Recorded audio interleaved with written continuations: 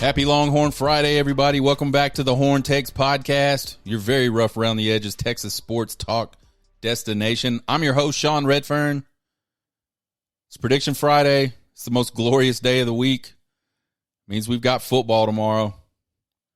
It's crazy, man. It's nuts how college football fans are, and I'm one of them. We piss and moan about how long it takes for the season to come around.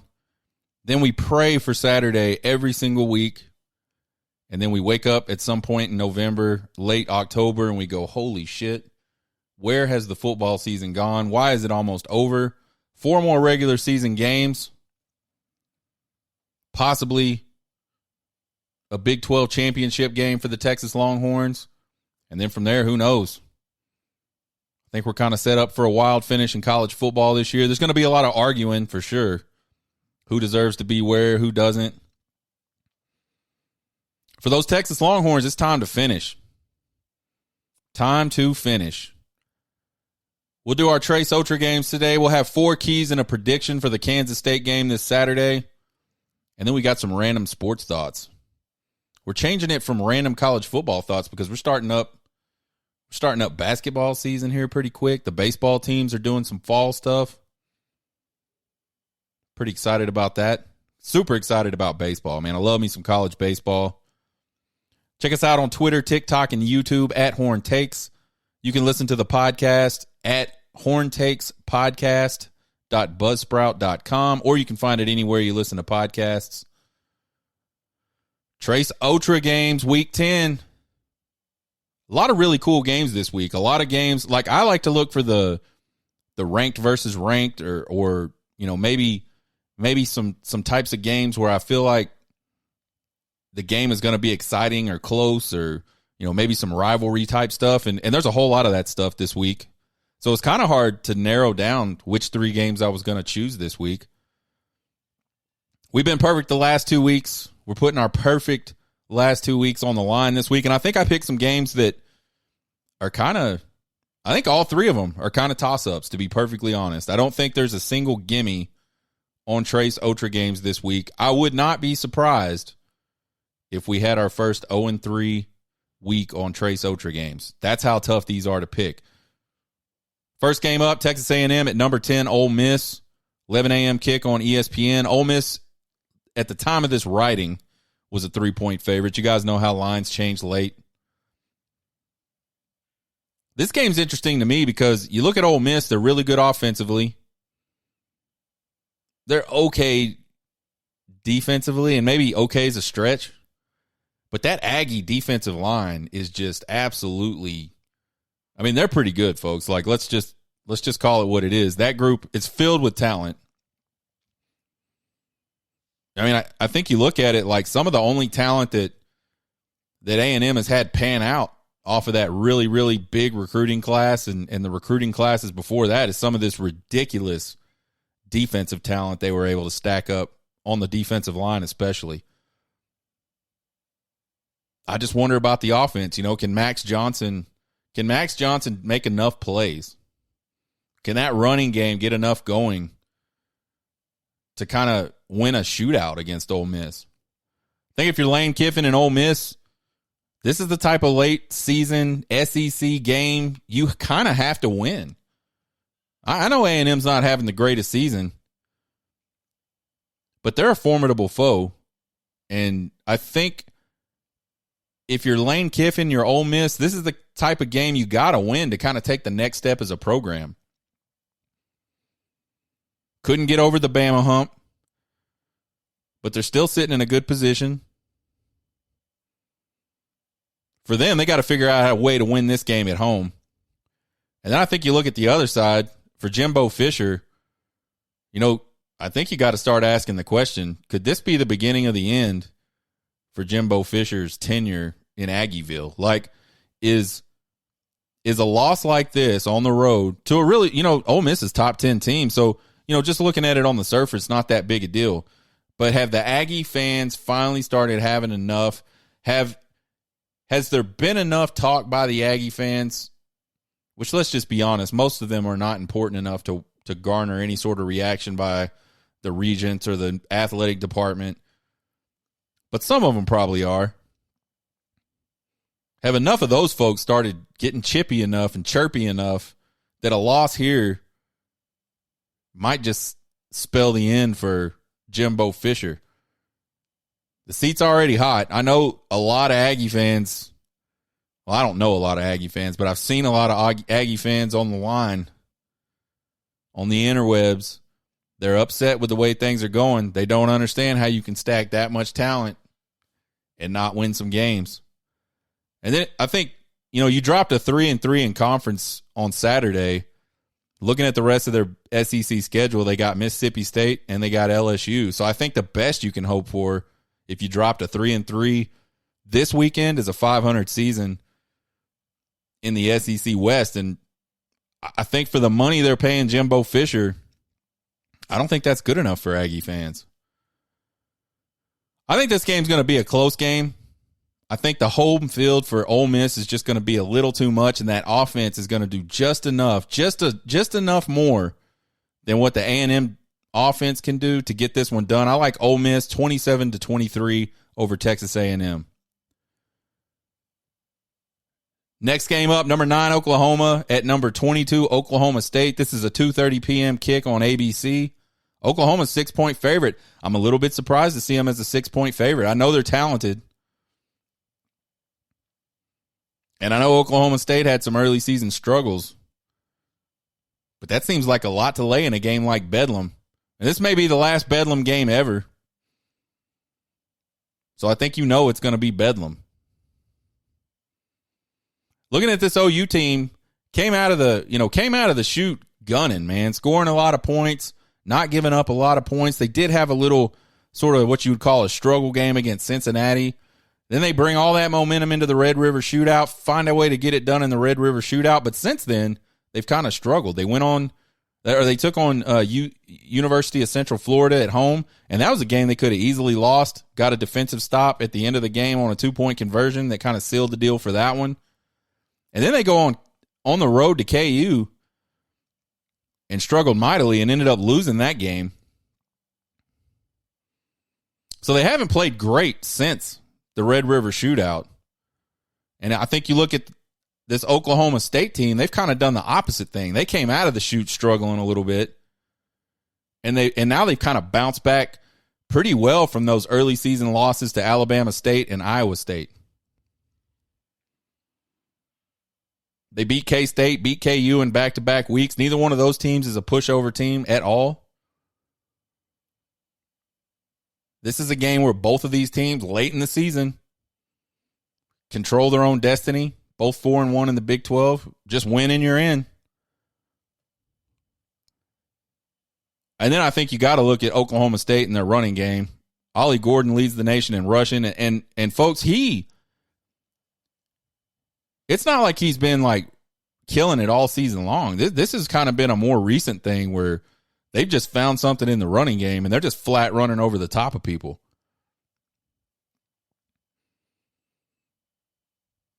I think, home field advantage is always a plus, I think, especially big time college football. I mean, I'm not talking about just because you're at home, you got an edge. That place is going to be crazy. Stillwater is going to be an absolute nut house. If this game was at night, which it absolutely should be, I don't know. They may set records for like earthquakes and decimal levels and all that stuff. Decibel levels. I said decimal. My bad, y'all. It's Friday. Hey, I went to brunch this morning, so give me a break. I have had a little alcohol today already.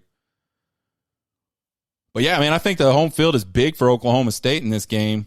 And OU struggling on the road, man. We talked about it. Cincy, they did not play that well. KU, they did not play that well, and they lost. I think we're about to see some craziness in Bedlam, and I think Oklahoma State's going to figure out a way to win this game.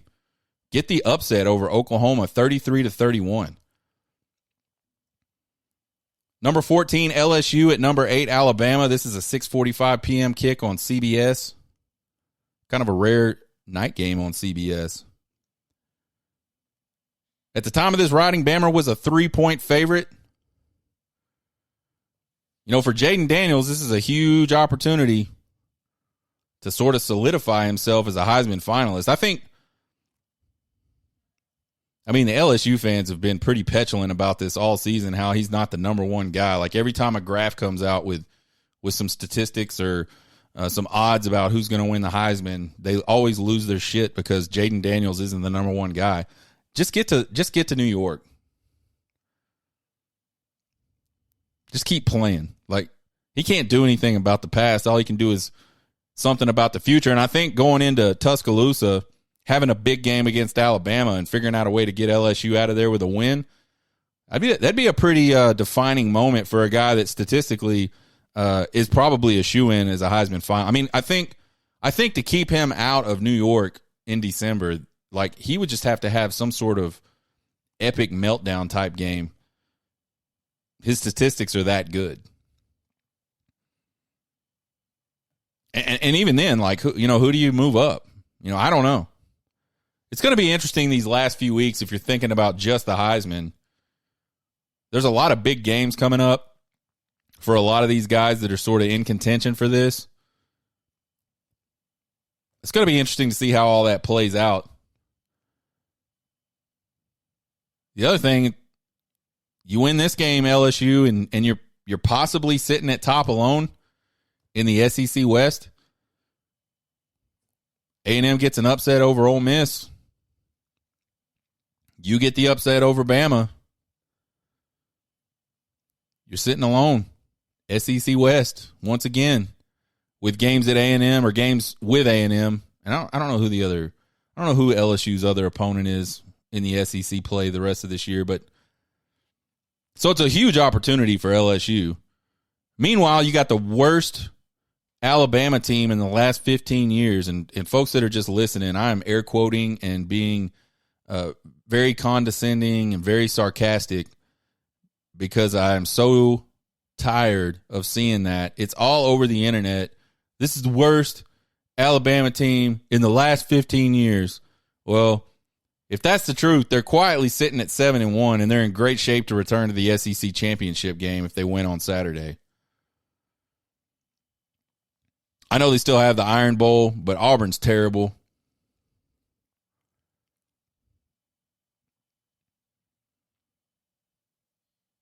I just don't understand. I don't understand the need to say that this is the worst Bama team. And I will say this, probably the most vulnerable Bama team we've seen in a very long time. But I don't think that makes them worst. And then also, let's say they are the worst. Man, Bama's been really freaking good the last 15 years. So being the worst of badass, being the worst team in like a 15-year dynasty, again, depending on how this season plays out, probably not a bad deal. Probably not a bad thing. I like both the offenses in this game against the defenses. Obviously, LSU is powerful, and I think Alabama has a good defense. But I think if you just are putting them together and saying, who do you think might win this? I think you look at LSU's offense and go, man, they're tough to stop. Like, really, nobody stopped them. I think Florida State probably did the best job, and it was for a half.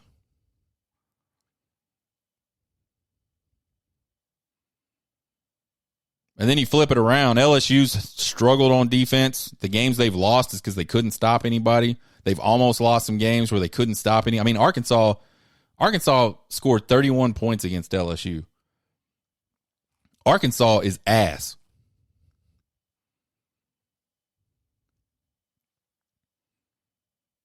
And you got to think Alabama's offense, although it started slow, you had a brand new quarterback, you did some flippy flopping on your quarterback, finally get back to the guy it should have been always, Jalen Milroe.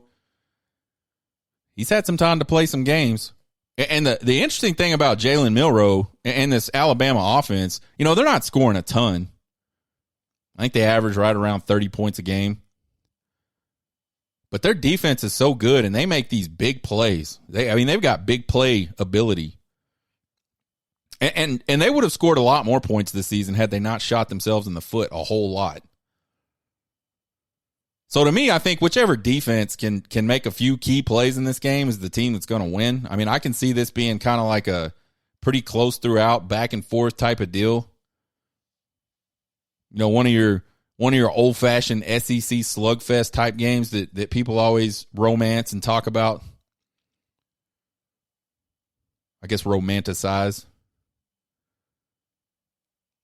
And in that type of game, give me Nick Saban over Brian Kelly any day of the week. I think the Bama defense is going to do enough to slow down LSU just enough. And they're not going to slow down LSU, but I think they do just enough. They make just enough plays to squeeze out a win, take firm hold of that SEC West with 2 games to go. I think Bama wins this one 33-27 over LSU. All right, 4 keys and a prediction for the Texas versus Kansas State game this weekend. Bear with me. These 4 keys are going to sound really cliche. And I try to do my best on this show not to do that. Like, if you go ask people, like, what do you got to do to win? Win the turnover battle, run the football, stop the run, don't have penalties, make a big play. A lot of people are going to, that's easy to say, but honestly, I'm fixing to say a lot of that shit. And I 100% believe that for this game in particular, those are the types of things that are going to win this game. Key number 1, protect the football. K-State is already going to want to come into Austin and make this kind of an ugly football game. They're going to want to limit Texas's possessions. If K-State could get the opening snap or opening kick of the first half and chew up the entire first half and kick a field goal at the end of it, that's what they would do. If they could come out in the second half, get a defensive stop, and then take the rest of the time off the clock in the second half and kick a field goal, that's what they would do. K-State would be perfectly happy winning this game 6-0 and giving Texas no opportunities to do anything with the football. So for Texas, you can't afford to turn it over and give up possessions. I think now with the clock rules, the possessions become more important. Making sure you protect the ball becomes more important. I think Malik Murphy's going to have to be really wise with the ball. It's okay to take a sack, Malik Murphy. It's okay to throw the ball away, Malik Murphy. If he just starts sort of willy-nilly throwing the ball down the field into coverage, taking chances, I think K-State's good enough to capitalize on some of that and take the ball away. K-State has 2 losses this season, and in both of those games, they did not have a single takeaway. So teams that protect the ball against K-State have a good chance of beating K-State. And for Texas, don't turn it over, and you're going to have a good shot to win this game on Saturday. Number 2, break tendencies. We haven't talked about this one all season. I think K-State's got a really good coaching staff, and I think they've broke down enough of this film. And I know Sark is all over the place, but there's got to be something there. There's got to be something that maybe even Sark doesn't realize. And this K-State coaching staff is going to hone in on that, and they're going to have a game plan to attack that.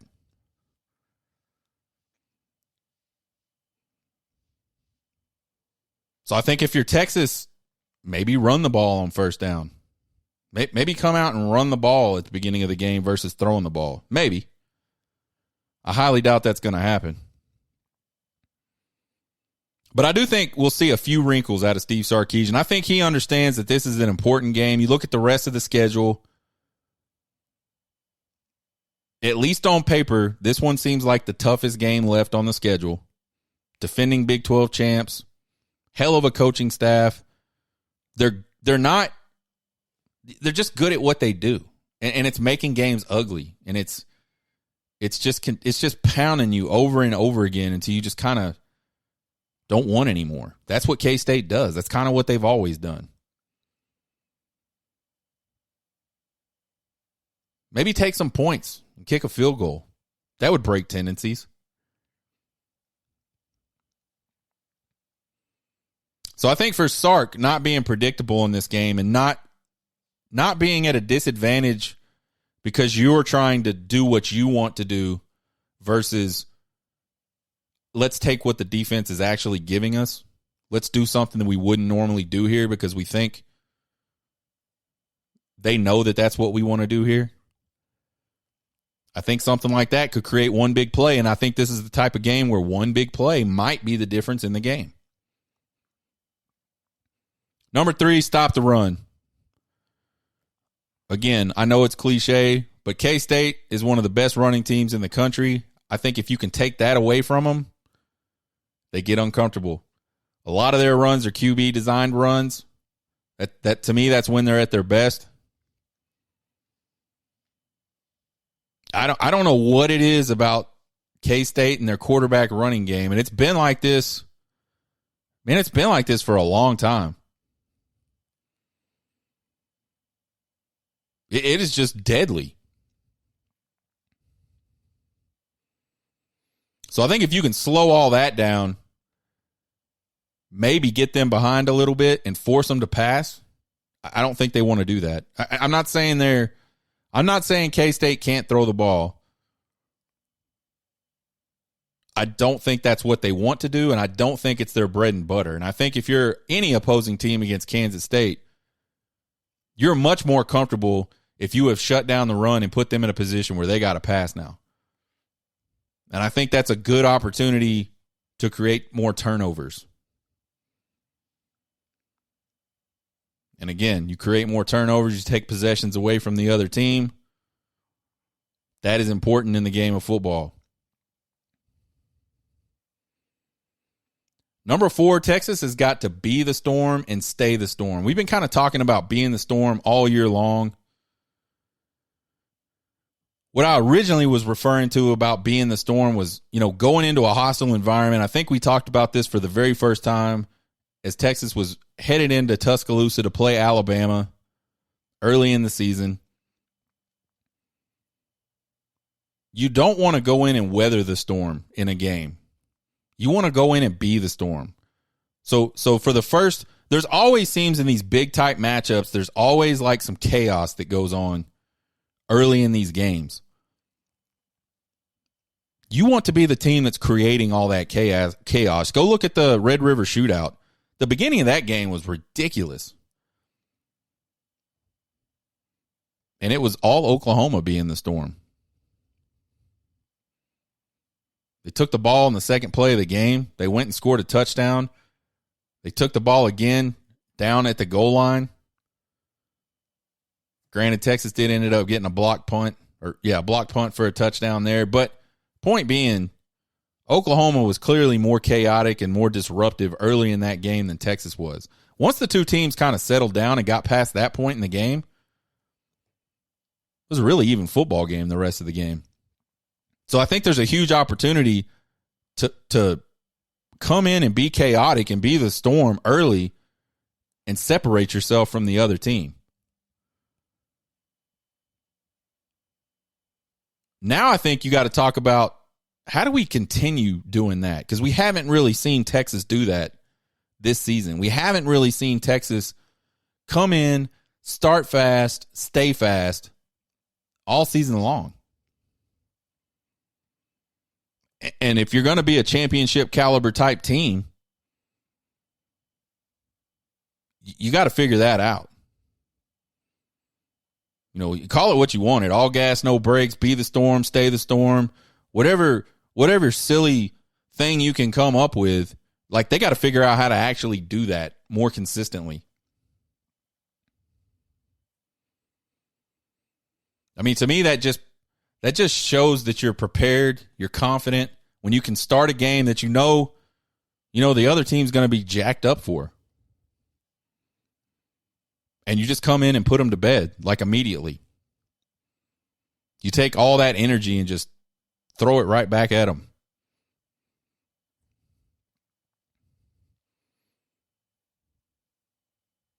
And at home should be a place you're comfortable doing that. It's tougher on the road, obviously. You're fighting the team, you're fighting the crowd. Depending on where you're playing, you might be fighting elements that you're not used to. But when you're at home, the only thing you're fighting is the other team. No reason in the world a team should be able to come into Darrell K. Royal and get settled down quickly and get into their game plan and get into what they want to do and start to feel comfortable about it. Texas needs to go out and be the Storm early and stay the Storm through 4 quarters in this game. If they do that, really, really good chance they're going to win this game.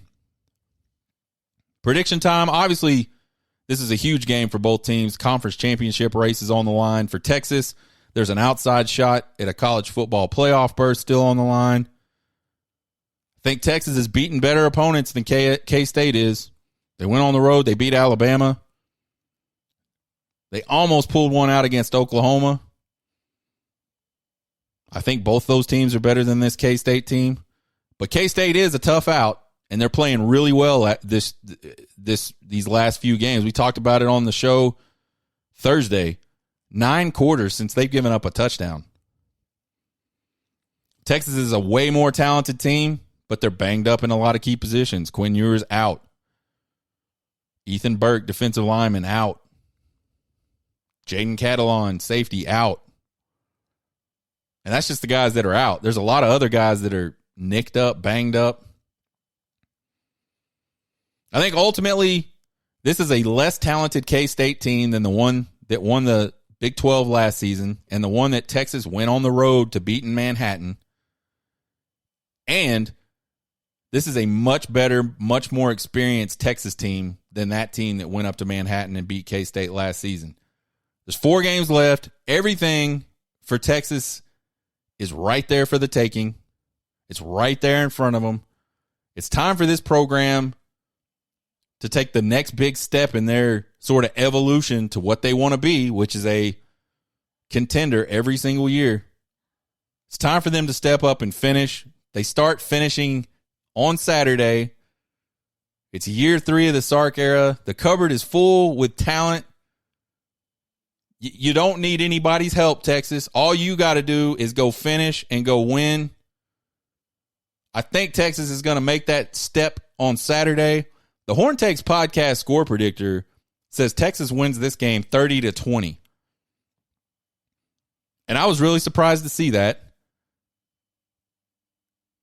But you know what? I didn't believe it last week when the Horn Takes podcast score predictor said BYU was going to lose that game 33-17. I thought it would be a much closer game. Well, I'm not doing that. We're going to roll with the Horn Takes podcast score predictor. Texas wins this game Saturday 30-20. Gets it done against K-State. Takes that next step towards finishing. Just a couple of random sports thoughts. Texas basketball. It's almost basketball season. And I'm not a huge basketball guy, but I can get down with watching these Longhorns play basketball. Currently ranked 18th in the preseason AP poll, defending Big 12 champs. Lots of attrition from that Elite 8 team last year. They had guys transfer. They had guys that had to just go on. But there is kind of like a nucleus off of that team still here. You got Brock Cunningham, who's kind of the glue guy, kind of the Dennis Rodman of college basketball, always fouling the shit out of people. He got a flagrant foul in a freaking exhibition game, which I'm not saying that's never happened. It's probably not unprecedented, but it's certainly not the norm. Dylan Mitchell coming back for his sophomore season, didn't do a lot offensively, made an impact a little bit defensively, supposedly has made a lot of great strides offensively and has some jump shooting and some fadeaway stuff he's doing, some turnaround jumpers. Be interesting to see if Dylan Mitchell can come in and put together an offensive year. That's what kept him from ultimately going into the NBA last year, because he was widely considered a lottery guy coming out of high school. Dylan Dessou coming back off of an injury. Huge down the stretch in the NCAA tournament for Texas. I think him being out in that Elite 8 game was certainly a big factor for Texas. Tyrese Hunter coming back for his junior year, I think, transfer from Iowa State. He had a good year last year. And there's some grad transfers that have come in. So I think they have a pretty experienced group of guys. It's just kind of a different experienced group of guys. Be real interesting to see what Rodney Terry can do in his first full season at the helm. He took over that team in a bad situation last year, not too far into the season, early December. And I think, luckily, he had the type of talent on that team where it was probably the best way you could take over a team in that type of situation. But he did a really good job holding that team together, pushing deep into the tournament, something Texas hasn't done in a long time. Did see that 2023 class fall apart a little bit. Had a couple of really highly rated guys committed that I think they both ended up going to the European League or the G League or something. But he has recruited pretty well in this 2024 class. First game of the season, Monday night, November 6th. At 6 p.m., they got Incarnate Word there at the Moody Center. So we'll watch that. We'll have something to say about that on next Tuesday on After Action Review Tuesday. We'll After Action review the basketball game. Probably have something to say about a preview of that game on Monday. Man, maybe we won't. Maybe we won't on Exaggeration Monday. Texas baseball's got the Fall World Series going on. They started last night at 6 p.m. They played tonight at 6 p.m. there at Dish Falk, and then Sunday at 1 p.m. There's no TV, no radio that I'm aware of for either of those games. And it's all inter-squad stuff. But I bet you the gates will be open. If you're in the Austin area, you want to go see some baseball, go check out the Longhorns. Last year's team was like loaded with potential draft guys, and somehow they managed to survive the draft. They only lost Dylan Campbell and Lucas Gordon. They bring a whole lot back from a team that was real close to advancing to its third College World Series in as many years. I think you combine that experience with the number 8 recruiting class in 2023. I think the Longhorns look poised for another run to Omaha. I mean, obviously we're talking about fall ball here. We have no idea what this team's going to actually look like. But I think talent-wise, man, it's going to be there. 2024 schedule has been released. That was released yesterday, I believe, maybe the day before. Not as tough of a non-conference as we're usually used to seeing for Texas. I don't know if that's maybe a scheduling conflict type of thing, or if maybe that's a David Pierce philosophy type thing. Not 100% sure. But there are some notables. March 1st, they get LSU. March 3rd, they get Vanderbilt. And that's at the, whatever that Houston baseball kickoff classic thing is. Texas State will also be at that. And Texas State's a team that doesn't have a lot of baseball tradition, but has been pretty good the last few years in baseball. And then March 5th, they turn around on a Tuesday. I believe it's a Tuesday. And have a midweek with Texas A&M, who's highly ranked this season. Really talented roster. So in that little stretch right there, Texas is going to get a pretty good idea of, kind of what they may look like. Kind of what their prospects are of advancing deep into the College World Series tournament, NCAA tournament. Check us out Monday. We'll do Exaggeration Monday, folks. And, man, I have a feeling it's going to be a good one. I think this K-State game is going to elicit a lot of emotions at a drunk Sean. We'll do some random college football thoughts from the weekend. Check out the podcast anywhere you listen to podcasts. You can check us out on Twitter, TikTok, and YouTube at Horn Takes. Follow and subscribe. Won't cost you guys a thing. We appreciate the support.